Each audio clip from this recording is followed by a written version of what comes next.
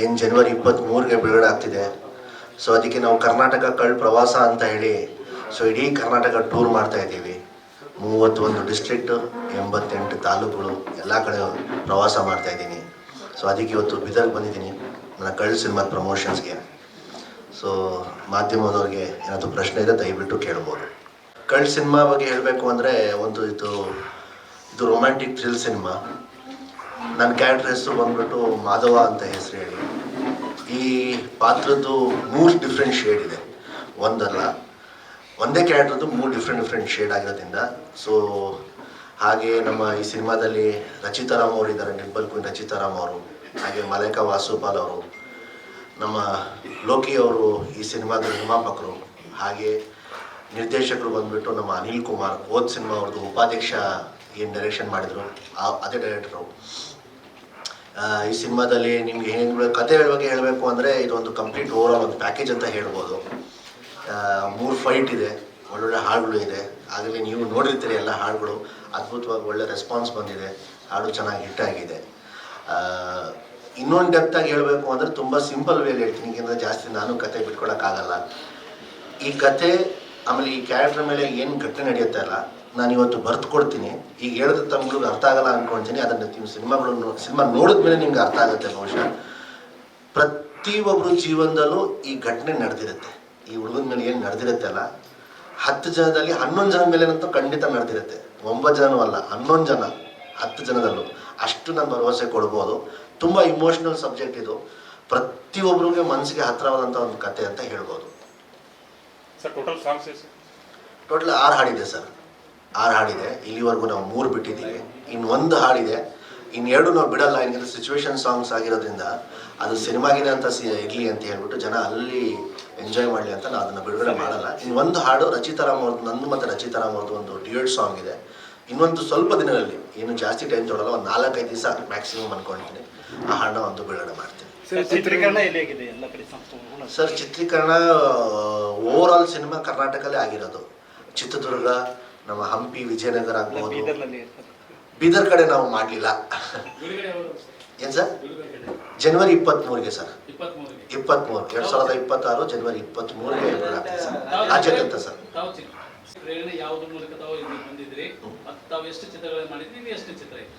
ಇದು ನಂದು 2ನೇ ಚಿತ್ರ ಸರ್. ನನ್ನ ಮೊದಲನೇ ಚಿತ್ರ ಬಂದ್ಬಿಟ್ಟು ಬನಾರಸ್. ಆಮೇಲೆ ಇನ್ಸ್ಪಿರೇಷನ್ ಯಾರು ಅಂತ ತಾವು ಕೇಳಿದ್ರಿ. ನನಗೆ ಇನ್ಸ್ಪಿರೇಷನ್ ಫಸ್ಟ್ ನಾನು ಒಂದು ವಯಸ್ಸು ಬಂದ ತಕ್ಷಣವೇ ನನಗೆ ಬುದ್ಧಿ ಅಂತ ಬಂದ ಮೇಲೆ ನಾನು ಕಲಾವಿದ ಆಗಬೇಕು ಅಂತ ನನ್ನ ಮನಸ್ಸು ಬಂದಿದ್ದು ಅಣ್ಣ ಅವರಿಂದಾನೆ. ಯಾಕಂದರೆ ಅವ್ರ ತೊಡೆಯಲ್ಲಿ ನಾನು ಬೆಳೆದಿರೋ ಹುಡುಗ ನಾನು. ಸೊ ಅವರಿಂದಾನೇ ಮೋಸ್ಟ್ಲಿ ಅದು ಒಂದು ಆಸೆ ಬಂದಿರಬೇಕೇನೋ ಸರ್. ಬೆಂಗಳೂರು ಸರ್, ಕರ್ನಾಟಕ. ರಾಜಕಾರಣಿಗಳ ಮಕ್ಕಳು ರಾಜಕಾರಣ ಮಾಡ್ತಾರೆ. ಹಿಂದೆ ಮಾಜಿ ಮುಖ್ಯಮಂತ್ರಿ ಮಗ ಒಬ್ರು ಫಿಲಂ ಮಾಡಿ ಕೈ ಸುಟ್ಕೊಂಡು ವಾಪಸ್ ರಾಜಕಾರಣಕ್ಕೆ ಹೋದ್ರೆ ಯಾಕೆ ನೀವು ಯಾಕೆ ಫಿಲಮಿಗೆ ಬಂದ್ರಿ ಅಂತ ಅದವರು ಬಂದಾಗ ಅವ್ರಿಗೆ ಕೇಳಿ. ಅಲ್ಲ, ನಂದು ಆ ಉದ್ದೇಶ ಇರಲಿಲ್ಲ. ಕನ್ನಡ ಮಾತಾಡಿ. ಎಂತ ಒಳ್ಳೆ ಭಾಷೆ, ಎಂತ ಒಳ್ಳೆ ಭಾಷೆ ನಮ್ದು, ಎಷ್ಟು ಅದ್ಭುತ, ಎಷ್ಟು. ಇಲ್ಲ, 1 ನಿಮಿಷ ಇದೆ ಸರ್, ದಯವಿಟ್ಟು ಕನ್ನಡದಲ್ಲಿ ಮಾತಾಡಿ. ಆಗ್ಲಿ, ಪರವಾಗಿಲ್ಲ ಸರ್. ಮೈನಾರಿಟಿ ಇದ್ರೆ ಅವ್ರಿಗೆ ಕನ್ನಡ ಇಲ್ವಾ? ಮೈನಾರಿಟಿ ಕನ್ನಡ ಮಾತಾಡ್ಬಾರ್ದಂತಿದ್ಯಾ? ಹೇಳಿ, ಪರವಾಗಿಲ್ಲ. ನೀವು ತಪ್ಪು ಮಾಡಿದ್ರು ಪರವಾಗಿಲ್ಲ, ಮಾತಾಡಿ, ಕನ್ನಡ ಮಾತಾಡ್ತಾ ಇರಿ. ಅದಕ್ಕೆ ನಾನು ಎಲ್ಲ ಹೋದ್ರೂ ಕೂಡ ಪ್ರವಾಸದಲ್ಲಿ ಎಲ್ಲ ಮಕ್ಳಿಗೂ, ದೊಡ್ಡವ್ರಿಗೂ, ಚಿಕ್ಕವ್ರಿಗೆ ಹೇಳ್ತಾರೆ. ನಾನು ಅಷ್ಟು ದೊಡ್ಡವ್ರನ್ನ ಸರ್ ನಿಮ್ಮಿಂದ. ಆದರೆ ಏನು ಗೊತ್ತಾ, ಇಲ್ಲಿ ನಮ್ಮ ಈ ಕನ್ನಡ ಇಂಡಸ್ಟ್ರಿ ಸತ್ತೋಗ್ತಾ ಇರೋದು ಏನಕ್ಕಂದರೆ ಒಂದೇ ಒಂದು ಕಾರಣ, ನಮ್ಮದ್ರಲ್ಲಿ ಯೂನಿಟಿ ಇಲ್ಲ, ನಮ್ಮದ್ರಲ್ಲಿ ಕನ್ನಡ ಭಾಷೆಯ ಅಭಿಮಾನ ಇಲ್ಲ. ಇದೇ ತಮಿಳ್ನಾಡು ನೋಡಿ, ಅದೇ ಕೇರಳ ನೋಡಿ, ಅದೇ ಬೇರೆ ಯಾವುದೇ ಭಾಷೆಯಲ್ಲಿ ಅವ್ರ ಭಾಷೆನ ಅವ್ರು ಬಿಟ್ಕೊಡಲ್ಲ. ಅಲ್ಪಸಂಖ್ಯಾತರು ನನ್ನ ಮಾಹಿತಿ ಪ್ರಕಾರ ಹೇಳಿ ಸರ್, ಅಲ್ಪಸಂಖ್ಯಾತರು ನನ್ನ ಮಾಹಿತಿ ಪ್ರಕಾರ ಕೇರಳಲ್ಲಿ ಜಾಸ್ತಿ ಇರೋದು. ಆದರೆ ನನಗೆ ಎಷ್ಟೋ ಫ್ರೆಂಡ್ಸ್ ಇದ್ದಾರೆ, ಅವರು ಉರ್ದುವಲ್ಲೂ ಮಾತಾಡಲ್ಲ, ಹಿಂದಿಯಲ್ಲೂ ಮಾತಾಡಲ್ಲ, ಇಂಗ್ಲೀಷಲ್ಲೂ ಮಾತಾಡಲ್ಲ. ಮಾತಾಡೋಕ್ಕೆ ಇಷ್ಟ ಆಯ್ತು, ದಯವಿಟ್ಟು ಕೇರಳ ಇದ್ರೆ ಅವರು ಮಲಯಾಳಂ ಭಾಷೆಯಲ್ಲೇ ಮಾತಾಡಿ ಅಂತ.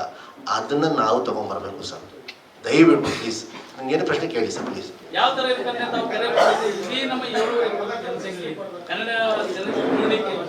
ಸರ್, ಜನ್ರೇಷನ್ ಚೇಂಜ್ ಆಗ್ತಿದೆ, ಟೆಕ್ನಾಲಜಿಗಳು ಅಪ್ಡೇಟ್ ಆಗ್ತಾ ಇದೆ. ಈಗ OTT ಕಾಲ, ಎಲ್ಲರೂ ಕೂಡ ಫೋನ್ಗೆ ಸೀಮಿತ ಆಗಿಬಿಟ್ಟಿದ್ದಾರೆ. But cycle sir, life is a cycle. ಮತ್ತೆ ಈಗ ಫೋನಿಂದ ಹೋಗಿ ಮತ್ತೆ ವಾಪಸ್ ಥಿಯೇಟ್ರಿಗೆ ಬರುತ್ತೆ. ಆಮೇಲೆ ಒಂದಿನ ಆಗ್ಬಿಟ್ಟಿದೆ ಸರ್, ಫಸ್ಟ್ ನಮ್ಮ ಬೆರಳು ನಾವು ಮುಂದೆ ತೋರಿಸೋದು ಬಂದು ಫಸ್ಟ್ ನಮಗೆ ನಾವು ತೋರಿಸ್ಕೊಳ್ಬೇಕು. ಏನಕ್ಕಂದರೆ ಸರ್ ದಯವಿಟ್ಟು ಒಂದು ನಿಮಿಷ, ಫಸ್ಟ್ ಬೆರಳು ನಾವು ನಮ್ಮನ್ನು ತೋರಿಸ್ಕೊಳ್ಬೇಕು. ಏನಕ್ಕೆ ಅಂತಂದರೆ ನಾವು ಒಳ್ಳೆ ಸಿನಿಮಾಗಳು ಮಾಡ್ತಿಲ್ಲ ಸರ್, ಅದು ಒಂದು ನಂಬಿಕೆನ ನಾವು ಕಳ್ಕೊಂಡ್ಬಿಟ್ಟಿದ್ದೀವಿ. ಜನ, ನಮ್ಮ ಕರ್ನಾಟಕ ಜನ ಪ್ರೇಕ್ಷಕರು ಏನಿದ್ದಾರೆ ಅವ್ರಿಗೆ ಕನ್ನಡ ಸಿನಿಮಾ ಅಂದ್ರೆ ಅವ್ರು ನಂಬಿಕೆನೇ ಬರ್ತಾ ಇಲ್ಲ. ಅದಕ್ಕೆ ಸ್ಟಾರ್ಗಳು ಸಿನಿಮಾಗೆ ಅವ್ರು ಸೀಮಿತ ಆಗಿಬಿಟ್ಟಿದ್ದಾರೆ, ಬೇರೆ ಯಾವ ಸಿನಿಮಾಗೂ ಅವ್ರಿಗೆ ಬರೋಕ್ಕೆ ಇಷ್ಟ ಆಗ್ತಾ ಇಲ್ಲ. ಅದಕ್ಕೆ ನಾವು ಹಗಲುರಾತ್ರಿ ಕಷ್ಟಪಡಬೇಕು, ಒಂದು ಒಳ್ಳೆ ಟೀಮ್ ಕಟ್ಕೊಳ್ಬೇಕು. ನಾವು ಸ್ವಲ್ಪ ಹೊಟ್ಟೆಲಿ ಹಸು ಇಟ್ಕೊಂಡು ಒಳ್ಳೆ ಸಿನಿಮಾ ಮಾಡಿದ್ರೆ, ಏನಕ್ಕಂದ್ರೆ ಇದು ನಾವು ಮಾಡ್ತಿದ್ದು ಕನ್ನಡ ಸಿನಿಮಾ, ಅದ್ರ ಮೇಲೆ ಒಂದು ಪ್ರೀತಿ ಅಭಿಮಾನ ಇಟ್ಕೊಂಡು ಮಾಡಿದ್ರೆ ಒಂದು ಒಳ್ಳೆ ಸಿನಿಮಾ ಕೊಟ್ಟರೆ ಜನ ಅದನ್ನು ಮೆಚ್ಚಿಸ್ತಾರೆ, ಗೆಲ್ಲಿಸ್ತಾರೆ. ಕಾರಣ ಏನಿಲ್ಲ ಸರ್, ನಂದು ಆಸೆ ಇತ್ತು, ನನಗೆ ಆ ಕಡೆ ಯಾವತ್ತೂ ನನಗೆ ಇಂಟ್ರೆಸ್ಟ್ ಇರಲಿಲ್ಲ, ಪಾಲಿಟಿಕ್ಸ್ ಕಡೆ ಹೋಗೋಕ್ಕೆ ನನಗೆ ಇವತ್ತಿಗೂ ಇಂಟ್ರೆಸ್ಟ್ ಇಲ್ಲ. ನನಗೆ ಚಿಕ್ಕ ವಯಸ್ಸಿಂದ ನನಗೆ ಕಲೆ ಕಡೆ ಜಾಸ್ತಿ, ಡ್ಯಾನ್ಸು, ಫೈಟು ಈ ಕಡೆ ಜಾಸ್ತಿ ನನಗೆ ಇಂಟ್ರೆಸ್ಟ್ ಆಗಿರೋದ್ರಿಂದ ನಾನು ಈ ಫೀಲ್ಡ್ಗೆ ಬಂದೆ. ಸರ್ ಮುಂದಿನ ದಿನಗಳಲ್ಲಿ ಹಿಂದಿ ಡಬ್ ಮಾಡ್ತೀರಾ ಸರ್? ಕಲ್ಟ್ ಮೂವಿ ಮುಂದಿನ ದಿನಗಳಲ್ಲಿ ಕಲ್ಟ್ ಮೂವಿ ಹಿಂದಿದಾಗಿ ಡಬ್ ಮಾಡ್ತೀರಿ? ಗೊತ್ತಿಲ್ಲ ಸರ್, ನೋಡ್ತೀನಿ. ಡಬ್ಬಿಂಗ್ ಬೇರೆ ಅಲ್ಲ ಸರ್, ಮಾತಾಡೋದು ಬೇರೆ ಸರ್. ಸರ್ 150 ಮಿನಿಮಮ್ ಈಸಿ ನಾವು ರಿಲೀಸ್ ಮಾಡ್ತೀವಿ. ನಮ್ಮ ಗಂಗಾಧರ್ ಅವರು ಡಿಸ್ಟ್ರಿಬ್ಯೂಟರು, KVN ಅವರು ಡಿಸ್ಟ್ರಿಬ್ಯೂಷನ್ ಮಾಡ್ತಾರೆ. ಅದು ಲೋಕಿ ಸಿನಿಮಾಸ್ ಅಂತ sir. Sir time duration sir ಎಷ್ಟು ಸ್ಕ್ರೀನಲ್ಲಿ ರಿಲೀಸ್ ಇದೆ ಸರ್? ಈಗ ಜಸ್ಟ್ ಹೇಳಿದಲ್ಲ ಸರ್, 100-150 ಬಹುಶಃ ನನಗೂ ಕರೆಕ್ಟಾಗಿ ಗೊತ್ತಿಲ್ಲ, ತುಂಬ ಬೇಗ ಆಗುತ್ತೆ. ಹೆಚ್ಚು ಕಡಿಮೆ ಒಂದು 28-27 ದಿನ ಇದೀಗ ಸಿನಿಮಾ ರಿಲೀಸ್ ಇದೆ ನಂದು ಸರ್. ಒಂದು 100-150 ಈಸಿಲಿ ಆಗುತ್ತೆ ಸರ್. Time duration sir? ಇಲ್ಲ ಸರ್, ನನಗೆ ಕರ್ನಾಟಕಲ್ಲೇ, ನಾವು ಕನ್ನಡದಲ್ಲೇ ಅಷ್ಟೇ ರಿಲೀಸ್ ಮಾಡ್ತಾರೆ. ನಾವು ಬೇರೆ ಕಡೆ ನಾವು ಪ್ಲ್ಯಾನ್ಸ್ ಇತ್ತು, ಬಟ್ ಬೇಡ ಅಂತ ಹೇಳಿ. ಯಾಕಂದರೆ ಅಲ್ಲಿ ಮುಂದೆ ತುಂಬ ಆಫರ್ಗಳು ಬರ್ತಾ ಇದೆ. ಯಾಕಂದರೆ ನನ್ನ ಫಸ್ಟ್ ಸಿನಿಮಾ ಪ್ಯಾನ್ ಇಂಡಿಯಾ ಆಗಿರೋದ್ರಿಂದ, ಅಲ್ಲಿ ಮುಖ ಪರಿಚಯ ಮಾಡ್ಕೊಂಡಿರೋದ್ರಿಂದ, ಸ್ವಲ್ಪ ಟೀಸರು ಸಾಂಗ್ ಎಲ್ಲ ಇಲ್ಲಿ ಹಿಟ್ ಆಗಿರೋದ್ರಿಂದ ಅವರಲ್ಲಿ ರಿಕ್ವೈರ್ಮೆಂಟ್ ಕೇಳ್ತಿದ್ದಾರೆ. ಬಟ್ ನನಗೆ ಇಷ್ಟ ಆಗ್ತಾ ಇಲ್ಲ. ಏನಕ್ಕಂದರೆ ಆ ಕಡೆ ಹೋದ್ರೆ ಮತ್ತೆ ಆ ಕಡೆ ನಾನು ಪ್ರಮೋಷನ್ಗೆ ಹೋಗಬೇಕು. ಸೊ ಅದಕ್ಕೆ ಈ ಬಾರಿ ಬೇಡ. ಫಸ್ಟ್ ಫೌಂಡೇಶನ್ ಇದು ನಮ್ಮದು, ನಾನು ಮಾಡಿರೋದು ಕನ್ನಡ ಜನಕ್ಕೋಸ್ಕರ ಸಿನಿಮಾ. ಇಲ್ಲಿ ಹಿಟ್ ಆದಮೇಲೆ ಬೇಕಿದ್ರೆ ನಾನು ಒಂದು ವಾರ 10 ದಿವಸ ಬಿಟ್ಕೊಂಡು ಬೇರೆ ಭಾಷೆ ರಿಲೀಸ್ ಮಾಡ್ತೀನಿ ಅಂತ ಹೇಳಿದ್ದೀನಿ.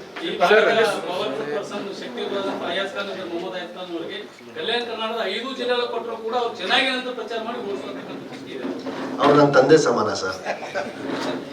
ಅವ್ರು ನನ್ನ ತುಂಬ ಚಿಕ್ಕ ಹುಡುಗ, ನಾನು ತುಂಬ ಚಿಕ್ಕ ವಯಸ್ಸಿಂದ ಅವ್ರನ್ನ ಸಾಕೊಂಡು ಬಂದಿರೋದು. ಅವ್ರ ತಂದೆ ಸಮಾನ ಸರ್. ಸಂಸ್ಥೆನೂ ಇದೆ, ಒಳ್ಳೆ ಕಾಲೇಜ್ಗಳಿದ್ದಾವೆ, ಮತ್ತೆ ಅವ್ರ ಹತ್ರ ಟಿವಿನೂ ಇದೆ.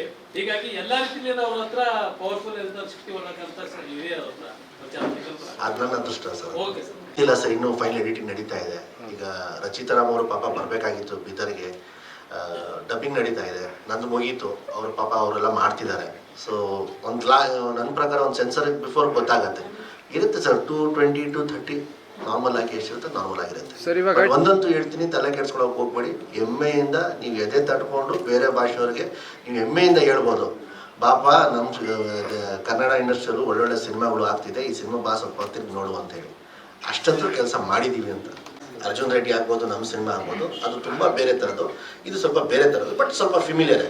ಪಾಪ ಅವ್ರು ಬರಲಿಲ್ಲ, ಅವ್ರ ಪಾಪ ಸ್ವಲ್ಪ ಥಿಯೇಟ್ರ್ ಸೆಟಪ್ಪು ಅದು ಇದರಲ್ಲಿ ಸ್ವಲ್ಪ ಬಿಸಿ ಇದ್ದಾರೆ. ಅದು ಅವ್ರಿಗೆ ಕೇಳಿದ್ರೆ ಒಳ್ಳೆಯದು ಸರ್. ನಾವು ಒಂದೇ, ನಾವು ಒಂದು ಫ್ಯಾಮಿಲಿ ಥರನೇ ಕನ್ನಡ ಇಂಡಸ್ಟ್ರಿ. ಯಾವುದೇ ಕಾರಣಕ್ಕೆ ನಾವು ಯಾರಿಗೂ ಬಿಟ್ಕೊಡಲ್ಲ ಸರ್. ಮುಂದಿನ ಸ್ಟಾರ್ಸ್ ಈ ಥರ ಫ್ಯಾನ್ಸ್ ಈ ಥರ ಆಡ್ತಿದ್ರೆ ಚಿಕ್ಕ ಫಿಲಮ್ಗೆಲ್ಲ ತೊಂದರೆ ಆಗುತ್ತೆ?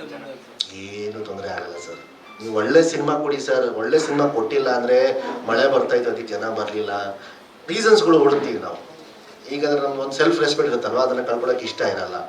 ಸಿನಿಮಾ ಸೋತೋಗ್ಬಿಟ್ಟು ಈ ಥರ ರೀಸನ್ಗಳು ಕೊಟ್ಟು ಹೋಗ್ತೀವಿ ನಾವು. ಮಳೆ ಬಂತು, ಅದಾಯಿತು, ಆಟೋ ಸ್ಟ್ರೈಕ್ ಆಯ್ತಂತೆ, ಬಸ್ ಸ್ಟ್ರೈಕ್ ಆಯ್ತಂತೆ, ಜನ ಥಿಯೇಟ್ರಿಗೆ ಬರ್ತಿಲ್ವಂತೆ, ಇದೆಲ್ಲ ಯಾವ ರೀಸನ್ಸು ಅಲ್ಲ ಸರ್.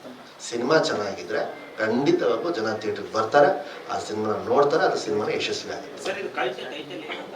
ಕಲ್ಟ್ ಅಂದರೆ ಅದು 2-3 ಅರ್ಥಗಳು ಬರ್ತದೆ ಸರ್. ಬಟ್ ಅದು ಕಲ್ಟ್ ಅನ್ನೋ ಟೈಟಲ್ ಹುಟ್ಟಿರೋದೇ ಕಲ್ಚರಿಂದ.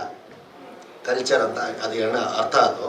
ಸೊ ಕಲ್ಟ್ ಅಂತ ಇನ್ನೊಂದು ಅರ್ಥ ನಿಮ್ಗೆ ಹೇಳ್ಬೇಕಂದ್ರೆ ಮಾಸ್ ಕಲ್ಟ್. ಇವಾಗ ಇತ್ತೀಚೆಗೆ ತುಂಬ ಯೂತ್ ಜನ್ರೇಷನ್ ಕಲ್ಟ್ ಅನ್ನೋ ಪದ ತುಂಬ ಉಪಯೋಗಿಸಿದ್ದಾರೆ.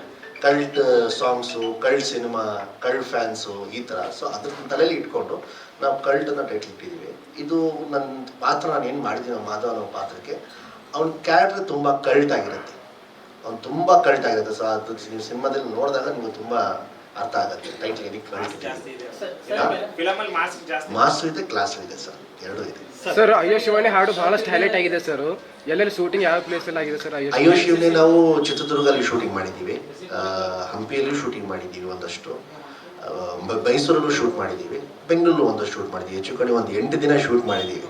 ಹೈಯೆಸ್ಟ್ ನನಗೆ ಹಿಂಸೆ ಆಗಿರೋದು ಶೂಟ್ ಮಾಡಿದಾಗ ಅದು ಒಂದೇ ಹಾಡು. ಕಾರಣ ಮಳೆ. ಅದೇನಾಗುತ್ತೆ, ಬೆಳಗ್ಗೆ 6 ಗಂಟೆಯಿಂದ ಸಾಯಂಕಾಲವರೆಗೂ ಶೂಟಿಂಗ್ ಇರುತ್ತೆ.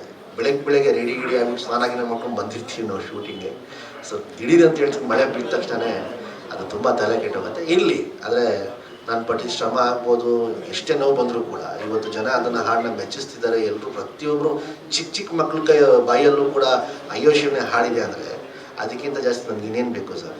ಇರಲಿ, ಸಾರ್ಥಕ ಅನ್ಸುತ್ತೆ ಅಷ್ಟೇ. ನನ್ನ ಪಟ್ಟಿದ ಶ್ರಮ ಮಲಯಾಳಂ, ತಮಿಳು ಮತ್ತು ತೆಲುಗು ತೆಗಿತಾರೆ. ಕನ್ನಡದಲ್ಲಿ ಅದು ಇಲ್ಲ, ಬರ್ತಾ ಇದೆ. ಈಗಲೂ ಕೂಡ ಅವ್ರ ಜನ ಆ ಮೂವಿಗಳನ್ನು ಹೆಚ್ಚಾಗಿ ಇಷ್ಟಪಡ್ತಾರೆ. ಆ ನಿಟ್ಟಿನಲ್ಲಿ ತಾವು ಏನಾದರೂ ಯೋಚನೆ ಮಾಡಿದ್ರೆ ಸರ್, ಅದೇ ಹೇಳ್ತೀನಿ ಸರ್. ಧನುಷದೊಂದು ಫಿಲಿಮ್ ಬಂತು, ಇಡ್ಲಿ ಕಡಾಯಿ ಅಂತ, ಸಣ್ಣ ಟಾಪಿಕ್ ಇದೆ, ಅದು ಭಾಳ ಸಕ್ಸಸ್ ಆಯ್ತು. ಹೌದು ಆ ಥರದಲ್ಲಿ ಸರ್, ಪ್ರಾಬ್ಲಮ್ ಅದೇ ಸರ್. ಈಗ ಏನಾಗೋಗ್ಬಿಟ್ಟಿದೆ ಅಂದರೆ ಹೀರೋಗಳು ಕಮ್ಮಿ, ಡೈರೆಕ್ಟರ್ಸ್ಗಳು ಕಮ್ಮಿ, ರೈಟರ್ಸ್ಗಳು ಕಮ್ಮಿ. ಅಂದರೆ ನಮ್ಮ ಇಂಡಸ್ಟ್ರಿ ತುಂಬ ಚಿಕ್ಕದಾಗೋಗ್ಬಿಟ್ಟಿದೆ ಸರ್. ಕಾರಣ ಜನದ ತಪ್ಪಲ್ಲ ಸರ್, ನಮ್ಮ ತಪ್ಪು. ಅದ್ರಲ್ಲಿ ನನ್ನನ್ನು ಸೇರ್ಕೊಳ್ತಾ ಇದ್ದೀನಿ. ಇಲ್ಲಿ ಏನು ಮಾಡ್ಕೊಂಡಿದ್ದಾರೆ, ಪ್ರತಿಯೊಬ್ಬರು ಅವ್ರವ್ರ ಸಾಮ್ರಾಜ್ಯನ ಅವ್ರು ಕಟ್ಕೊಂಡ್ಬಿಟ್ಟಿದ್ದಾರೆ. ಈಗ ನಾನು ಇವ್ರ ಜೊತೆ ಬಿಟ್ಟರೆ ಇವ್ರ ಜೊತೆ ಕೆಲಸ ಮಾಡೋಕ್ಕೆ ಇಷ್ಟಪಡಲ್ಲ. ಅದು ಹಂಗಾದಾಗ ಯಾರು ಕ್ಲಾಸ್ ಆಗುತ್ತೆ? ಇಂಡಸ್ಟ್ರಿ ಕ್ಲಾಸ್ ಆಗುತ್ತೆ. ಸೊ ನಾವೆಲ್ಲರೂ ಒಂದಾಗಬೇಕು ಸರ್, ನನ್ನ ಅನಿಸಿಕೆ. ಆವಾಗಲೇ ಒಳ್ಳೊಳ್ಳೆ ಕಥೆಗಳು ಹುಟ್ಟುತ್ತೆ, ಆವಾಗ ಟೀಮ್ ವರ್ಕ್ ಅಂತ ಕೆಲಸ ಆಗೋದು. ಇವತ್ತು ಕಲ್ಟು ಇಷ್ಟು ಅದ್ಭುತವಾಗಿ ಸಿನಿಮಾ ಬಂದಿದೆ ಅಂದರೆ ನಾನು ಒಬ್ಬನೇ ಕಾರಣ ಅಲ್ಲ, ನಮ್ಮೊಬ್ಬರೇ ನಿರ್ಮಾಪಕರಲ್ಲ. ನಿರ್ಮಾಪಕರು ಆಗ್ಬೋದು, ನಮ್ಮ ಹೀರೋಯಿನ್ಗಳು ಆಗ್ಬೋದು, ಟೆಕ್ನಿಷಿಯನ್ಸ್ ಆಗ್ಬೋದು, ಡೈರೆಕ್ಟರ್ ಆಗ್ಬೋದು, ಪ್ರತಿಯೊಬ್ಬರು ಕೈ ಜೋಡಿಸಿದ್ರೆ ಮಾತ್ರ ಒಂದು ಒಳ್ಳೆ ಸಿನಿಮಾ, ಒಂದು ಒಳ್ಳೆ ಪ್ರಾಡಕ್ಟ್ ಬಿಡೋದು ಸಾಧ್ಯ. ಸರ್, ಯಾವ ಥರ ನಿಮ್ಮ ಕಲ್ಟ್ ಮೂವಿ ಯಾವ ಥರ ಡೈಲಾಗ್ ಹೇಳಿ ಸರ್? ರಂಗಮಂದಿರ, ಪಟ್ಟೇಶ್ವರ ರಂಗಮಂದಿರ. ಹೌದು ಹೌದು ಸರ್, ಬೀದರ್ನಲ್ಲಿ ಮತ್ತು ಮುಂದಿನ ದಿನಗಳಲ್ಲಿ ಶೂಟಿಂಗ್ ಏನಾರ ಗೊತ್ತಿಲ್ಲ ಸರ್. ಈಗ ನನ್ನ ನೆಕ್ಸ್ಟ್ ಸಬ್ಜೆಕ್ಟ್ ರೆಡಿ ಆಗಿರೋದು ಸ್ವಲ್ಪ ಬೇರೆ ಥರದ್ದು, ಅದು ಗೊತ್ತಿಲ್ಲ. ಬೀದರ್ ಕಡೆ ನಾನು ಶೂಟಿಂಗ್ ಬರ್ತೀವಿಲ್ವೋ? ಬರ್ಬೋದು ಸರ್, ಕರ್ನಾಟಕ ಸರ್, ಎಲ್ಲ ನಮ್ಮದೇ.